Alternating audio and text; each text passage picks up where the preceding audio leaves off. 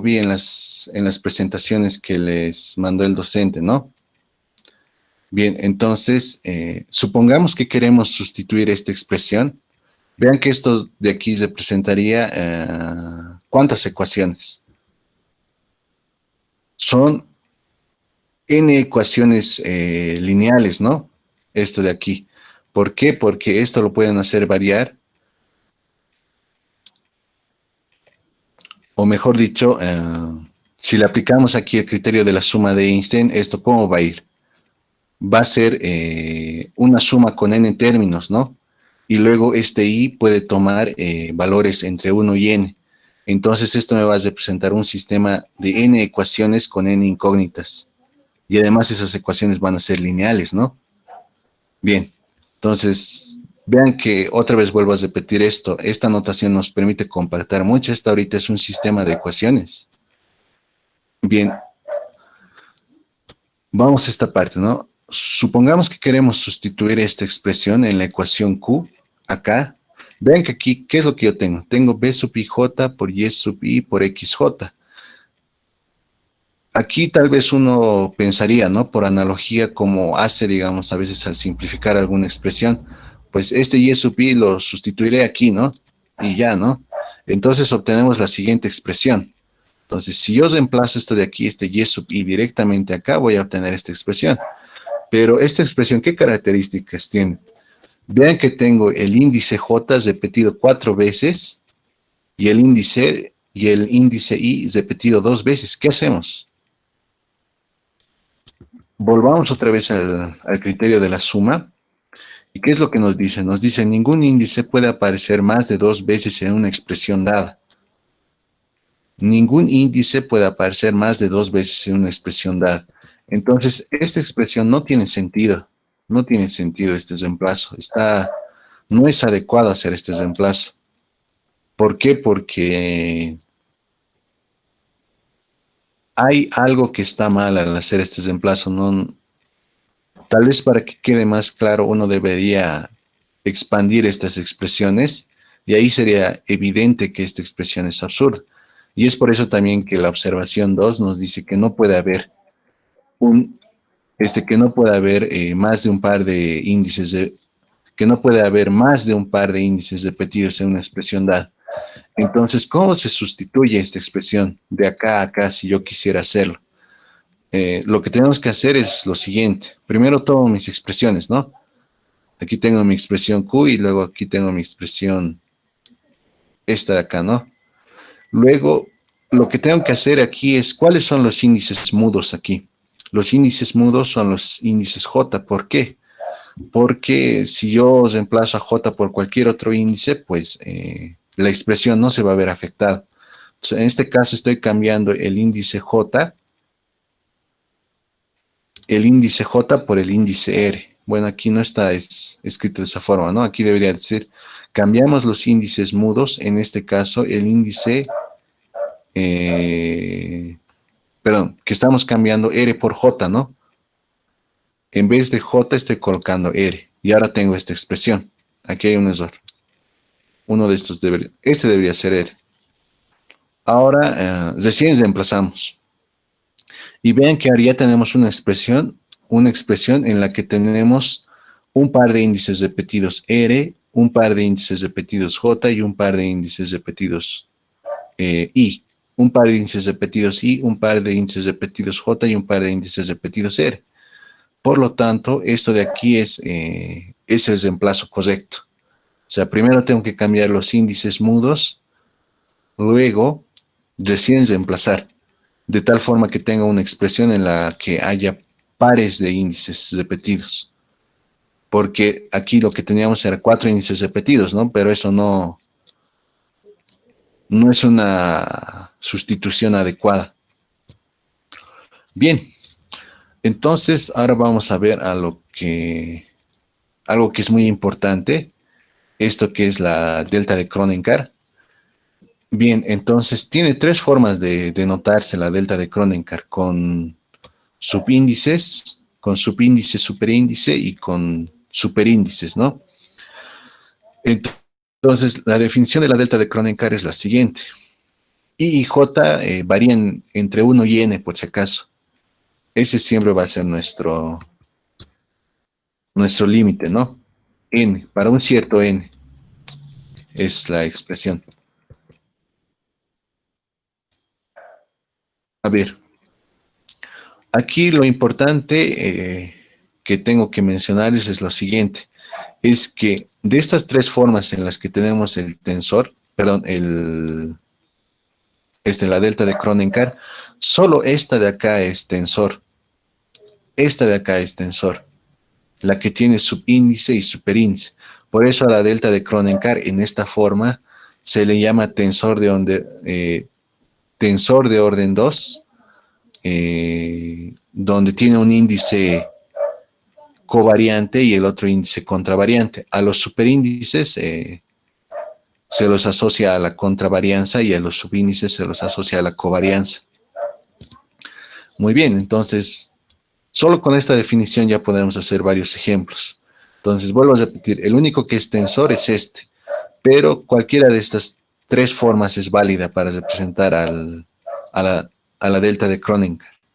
Eso de aquí también, ¿qué representa? Representa la matriz identidad. ¿En qué sentido representa la matriz identidad? En que nos está diciendo, son los elementos de la matriz identidad y nos está diciendo que vale 1 en la diagonal y fuera de la diagonal vale 0, lo cual es precisamente la matriz identidad. Bien, entonces vamos con este ejemplo. Aquí tenemos que evaluar esta expresión para n arbitrario, o sea, n es algún número natural. Y aquí otra vez volví a cometer el mismo error. Esto de aquí debería ser 1, ¿no? Siempre nuestras sumas van desde 1 hasta n, desde 1 hasta n. Podríamos también asumirlo desde 0 hasta n, pero no he visto en algún libro que tome desde 0. O sea, en este caso cometí un error y esto de aquí es 1, ¿no? Sea Q la siguiente expresión, ¿no? Simplemente le estoy dando nombre. ¿Dónde están los índices repetidos? Los índices repetidos son I, entonces le voy a aplicar el criterio de la suma de Einstein aquí a los índices I, y sumamos, ¿no? Esta expresión evaluada en 1 para I, ¿no? Esta expresión evaluada en 1, más esta expresión evaluada en 2, más esta expresión evaluada en 3, esto evaluado en un cierto J, en un J que está entre 1 y N, vuelvo a repetir, esto debería ser 1, y hasta N, ¿no? Porque ese es nuestro límite de nuestra suma. Entonces, ¿qué es lo que nos dice la definición? Nos dice que si estos dos índices son iguales, entonces esto vale 1, y si son distintos, pues vale 0. Entonces, en este caso, solo hay este, ¿no? J, solo en este caso se da la igualdad. En este es distinto, por lo tanto, este es 0, este es 0, este es 0, este es 1 y este es 0. Entonces, este es el único valor. Este es el único valor distinto de 0. Y lo anotamos acá, ¿no? Y luego, este de aquí es 1. 1 por x sub j, pues me da x sub j. Y por lo tanto tenemos esto de acá. Ahora, una regla mnemotécnica para poder haber hecho esto directamente es la siguiente. Cuando tenemos índices repetidos y tenemos aquí al tensor de sustitución o a la delta de Kronecker, como también se le llama, lo que podemos hacer es tachar estas i's, y luego el j pasa acá. Y así obtendríamos el resultado directamente. Vuelvo a repetir, tachamos las i's y el j pasa acá y nos olvidamos de la delta, ¿no? Entonces, esa sería una forma, digamos, más rápida de ver este cálculo. Bien, a ver, ahora vamos a ver este ejemplo número 5 y seguimos viendo cómo se comporta esto de acá, ¿no? La delta de Kronecker. Muy bien, entonces para n arbitrario tenemos que evaluar estas tres expresiones. Entonces, solución. Vamos al primer punto. Este de aquí está fácil, ¿no? Tengo una expresión que involucra dos índices repetidos. Dos índices repetidos. Vean que aquí estoy utilizando esta versión, ¿no? De la delta, esta con dos índices, con dos subíndices. Entonces, como tiene un par de índices repetidos, pues sumo con respecto a estos índices. Delta sub 1, 1, delta sub 2, 2, 2, y aquí hay un errorcito, ¿no? Esto sería delta sub nn, hasta n. Entonces, este es 1 y este es 1. ¿Cuántas veces voy a tener? Voy a tener esto n veces, ¿no? 1 más 1 más 1 más 1, n veces, pues me va a dar n. Entonces, este de aquí vale n, ¿no? Bien, el siguiente está un poco más complicado y lo hice de dos formas. El primero es aplicando aquí el criterio de la suma de Einstein a los índices repetidos y tenemos esta expresión de acá, ¿no? Ahora luego lo siguiente es aplicar el criterio de la suma a los índices J.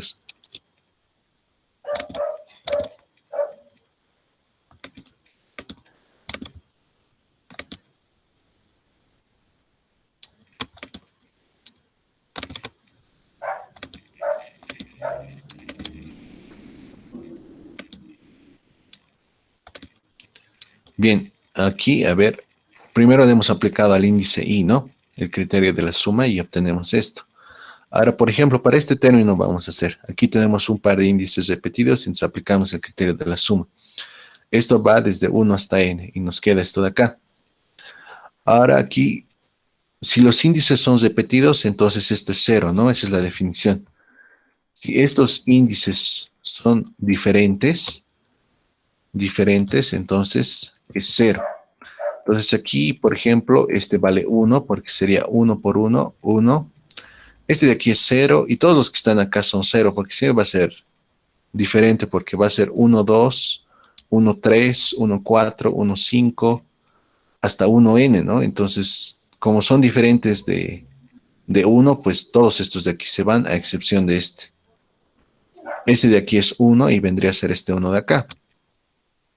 Ahora para el segundo, ¿no? Para este de acá, hacemos variar j igual desde 1 hasta n.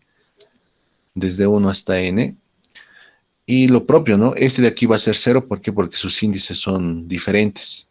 En este caso sus índices son iguales, entonces esto vale 1, esto vale 1, y sería este 1 de acá. Y luego todos los que siguen van a ser 0. Y continuamos hasta la suma n, pues aquí ya, ¿quiénes varían? Pues j, ¿no? J varía desde 1 hasta n. Entonces, esto de aquí evaluado en 1, más evaluado en 2, hasta evaluado en n. Este es distinto, o sea, sus índices son distintos, por lo tanto son 0. 0, 0, 0. Este de aquí es 1, ¿no? Entonces nos queda este de acá. Entonces, ¿cuántos términos tengo acá? Tengo n términos, ¿no? Y de cada uno de los términos, solo uno nomás es 1. Todos los demás son 0. Entonces va a ser 1 más 1 hasta más 1, ¿no? ¿Y esto cuántas veces? N veces. Bien.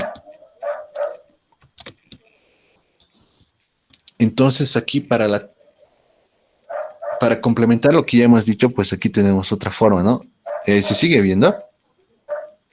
La presentación es que hurgué algo aquí, desapareció algo.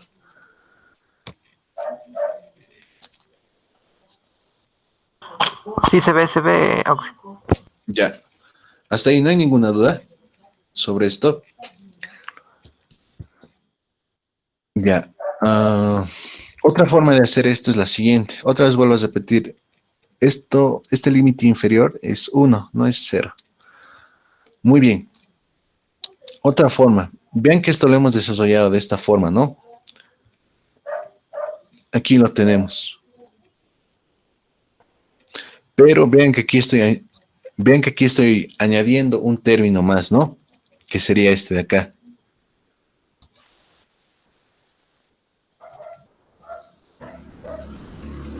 A ver. Esto de aquí, el i ha variado desde 1 hasta n, pero como j está entre 1 y n, va a haber un elemento que va a ser de esta forma. O sea, va a haber un momento en el que yo al avanzar desde i hasta n, voy a coincidir con el j. Y voy a tener, por lo tanto, este término de acá. Entonces, ¿qué decimos? Ay, perdón. Aquí está, ¿no? Entonces, en este caso tenemos esto.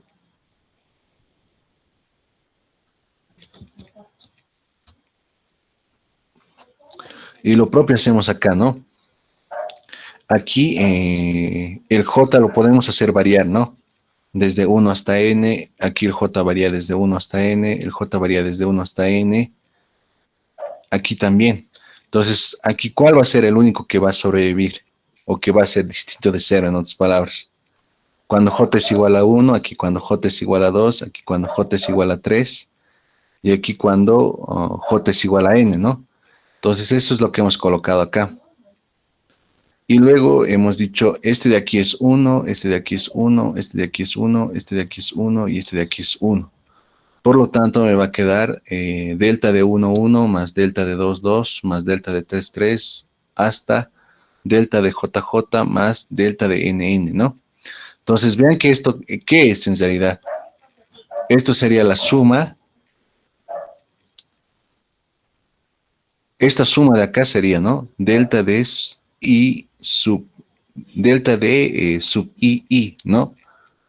Pero vean que esto, ¿cómo se podría haber obtenido? ¿Se acuerdan de este primero, de este primer ejemplo que teníamos aquí? Para poder hallar este resultado, una forma rápida, ¿cuál era? Era tachar estas Is repetidas y luego el J reemplaza donde se ha tachado. Este J pasa acá. Entonces, algo similar aquí se puede hacer, ¿no?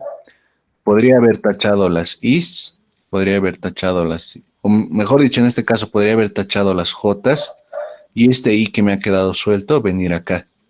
Y ahí hubiese venido esto, ¿no?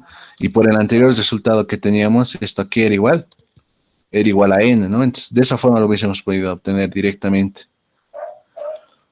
Y bien, ahora veamos el último caso, y en este caso ya estoy haciendo ya no estoy haciendo el desarrollo de la suma, sino es que estoy aplicando lo que les dije.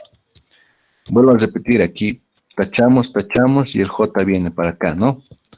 Aquí, por ejemplo, ¿qué se hubiese podido haber hecho? Tachamos el J y el I hubiese venido a reemplazar aquí, y hubiésemos tenido delta I, y eso por el anterior punto hubiese sido N, ¿no? Y hubiésemos obtenido el mismo resultado que hemos obtenido acá, pero sin necesidad de desarrollar tanto. Y el tercer punto, efectivamente lo hacemos así. Vean que en esta expresión siempre tenemos un par de índices repetidos. Tengo un par de índices repetidos J, un par de índices repetidos K y un par de índices repetidos I. Entonces, esto a primera vista parece complicado de desarrollar, pero voy a utilizar la regla que les dije, ¿no? Entonces, lo que podemos hacer es lo siguiente acá. Voy a igualar J a I, porque es el único elemento distinto de cero, ¿no? O mejor dicho, cuando los índices son iguales, esto de aquí vale 1. Si los índices son distintos, esto de aquí vale 0. Entonces, voy a igualar J con J y los voy a llamar I. O sea, voy a igualar J con I. Los reemplazo. ¿Por qué?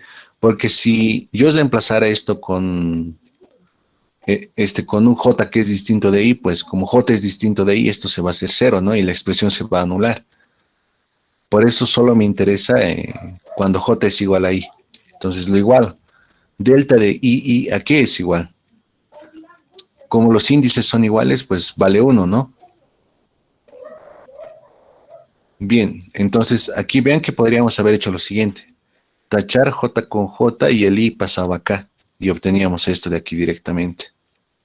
Ahora lo siguiente que podemos hacer es esto, ¿no? Ahora aquí ven que ya tengo una expresión en la que solo ya tengo un par de índices repetidos I y un par de índices repetidos K. A ver, ¿qué más podemos hacer? Entonces solo me interesa el índice K igual a I, ¿no? O sea, cuando K es igual a I es lo único que me interesa. Entonces lo igualo, en vez de K coloco I y me queda esto de acá. Y esto de aquí es 1. Esto de aquí es 1. Y luego me queda esto de acá.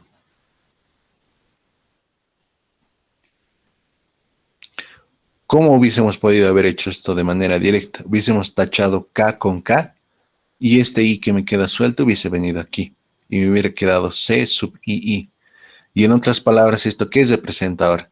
Tengo una expresión, R es una expresión con un par de índices repetidos, sí, donde i varía desde 1 hasta n. Entonces sería C11 más C22 hasta CNN.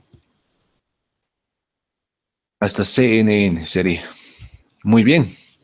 No sé si se comprende esta parte, esta como regla mnemotécnica. Aquí ya no hemos hecho un desarrollo, sino que ya directamente hemos desarrollado.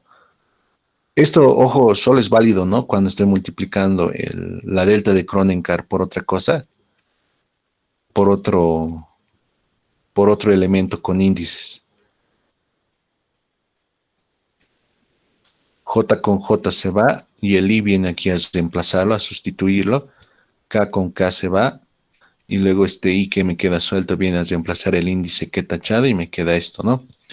Bien, entonces para terminar ya este repaso al criterio de la suma de Einstein y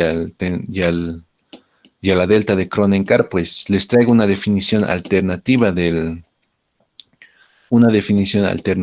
la delta de Kronenkar.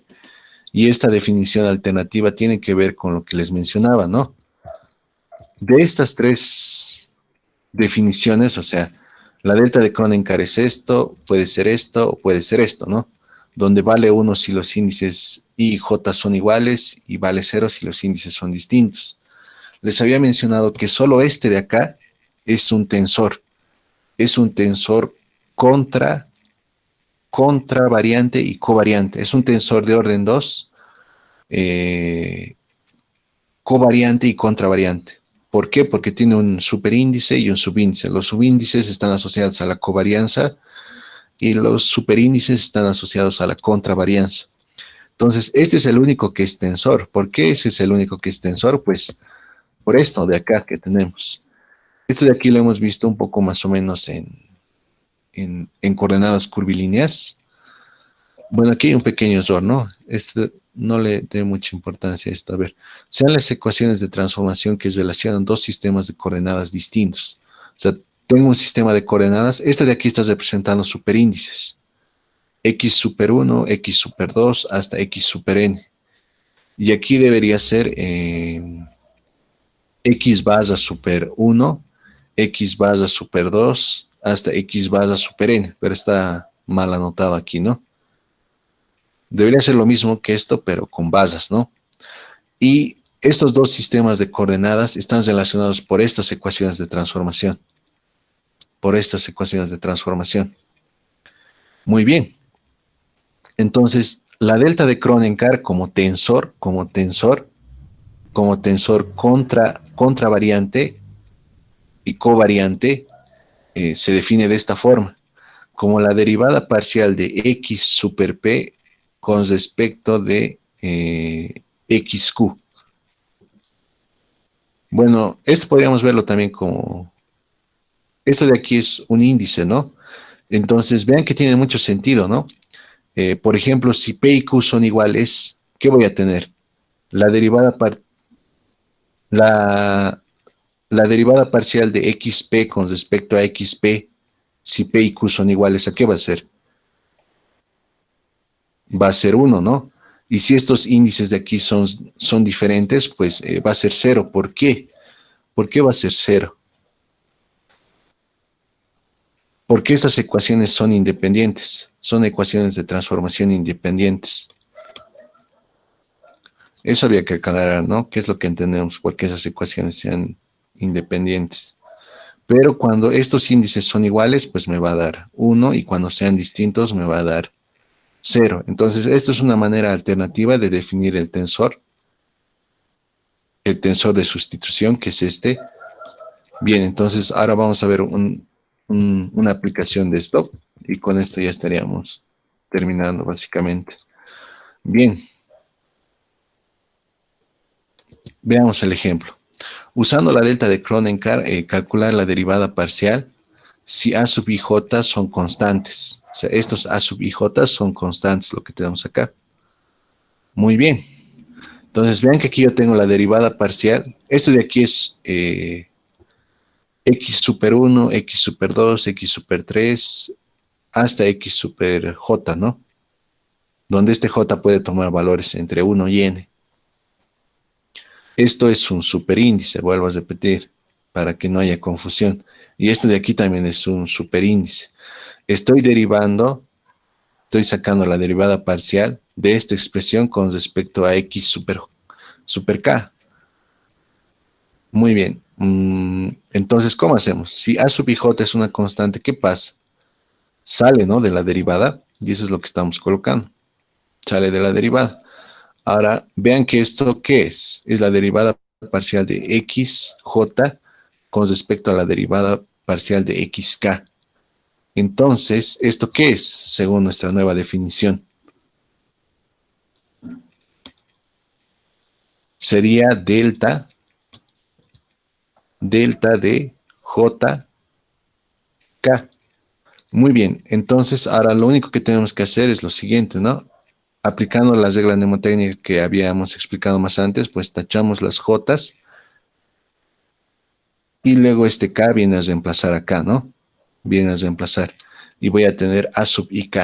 Y esto sería la derivada de nuestra expresión. Y pues bueno, básicamente eso sería, ¿no? Esto de aquí es lo que nos permite demostrar que esto es tensor. Esos de aquí no los podemos, estos de aquí no son tensores. Este de aquí no es tensor, este de aquí no es tensor. El único que es tensor es este de acá. El que tiene un superíndice y el que tiene un subíndice. Entonces, bueno, eso sería básicamente lo que tenemos para el día de hoy, estos ejemplos. Y no sé si hay alguna duda.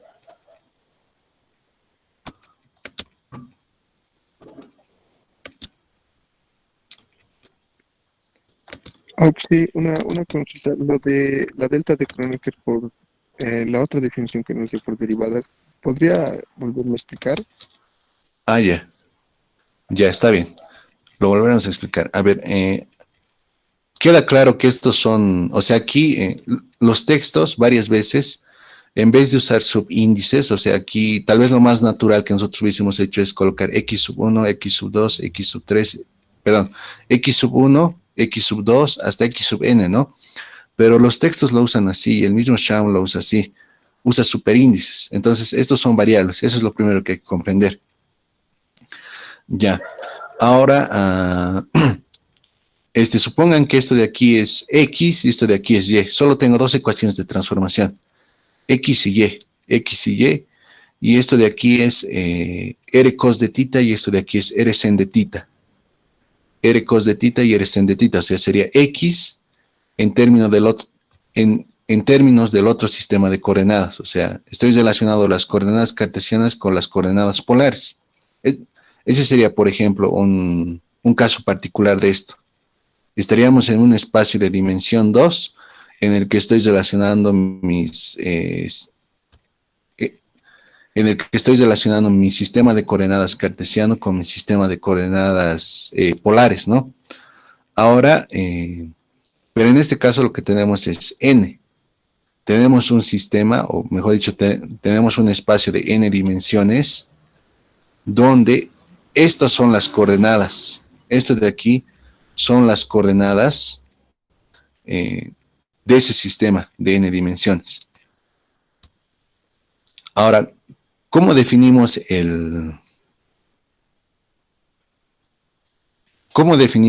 la delta de Kronecker en términos de estas ecuaciones?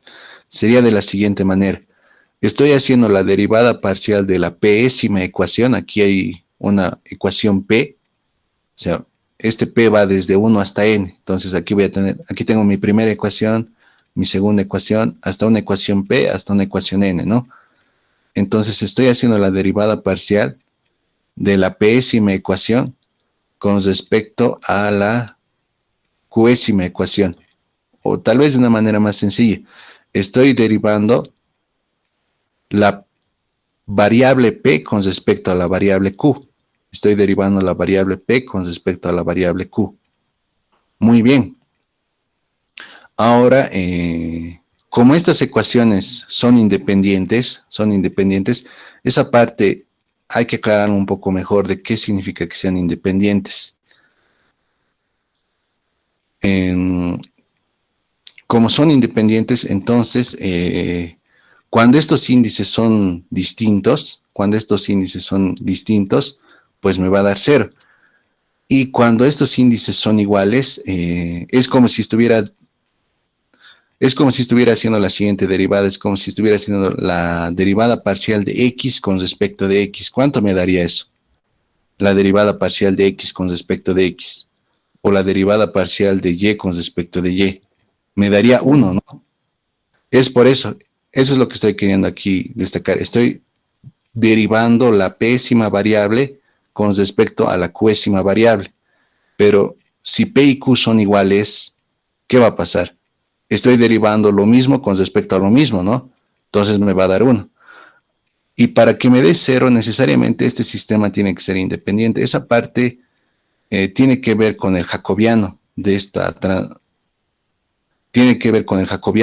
ecuaciones de transformación. A ver, por ejemplo, si yo estuviera en un espacio de dimensión 2, por ejemplo, el plano, y luego tuviera el sistema de coordenadas cartesiano y el sistema de coordenadas polar, entonces estas ecuaciones de transformación sería x igual a r cos de tita, y este de aquí sería la ecuación de transformación de y igual a r sen de tita. Entonces, ustedes han calculado varias veces el jacobiano, ¿no? Para esa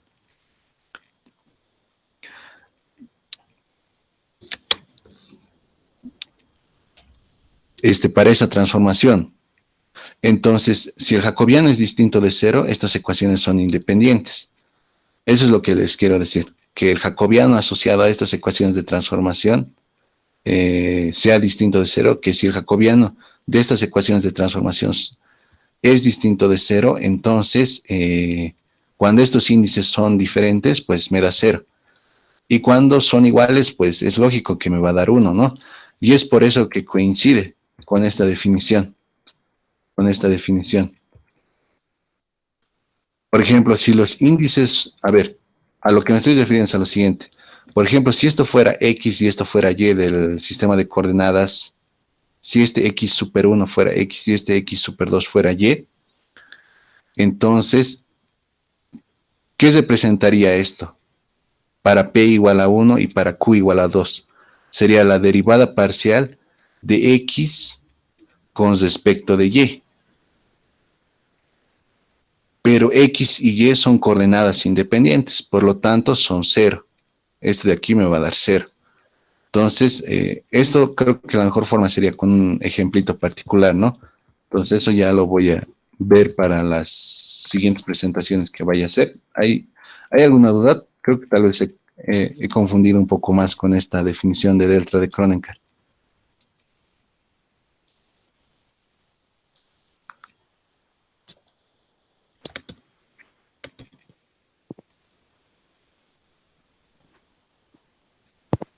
No, sí, gracias.